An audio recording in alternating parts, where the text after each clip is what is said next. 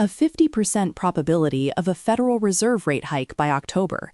3 weeks ago, markets had 60 basis points of cuts on the table. Brent crude hit $110 a barrel Friday as Iran struck Gulf energy infrastructure for the third consecutive week, and the bond market's verdict was swift: the era of easing is over. The S&P 500 fell to 4-month lows, the VIX surged to 25.46, and the 2-year Treasury yield spiked 12 basis points to 3.92%, its sharpest single-day rise since April 2025.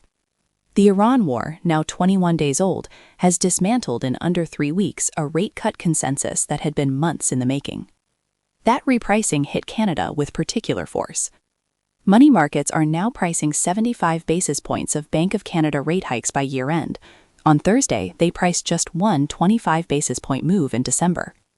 The BOC has held its policy rate at 2.25% since October, and Governor Tiff Macklem stated this week the bank had time to assess the war's economic impact. But his warning that the BOC would not let energy price effects pass through into persistent inflation left little ambiguity about the direction of travel if oil stays elevated.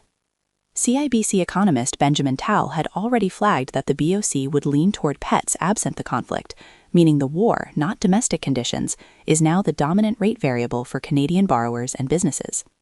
The energy shock is not uniformly destructive. As Iran strikes on Qatar's South Pars LNG field and Kuwait's refineries choked Gulf supply, Wall Street pivoted to North American LNG exporters.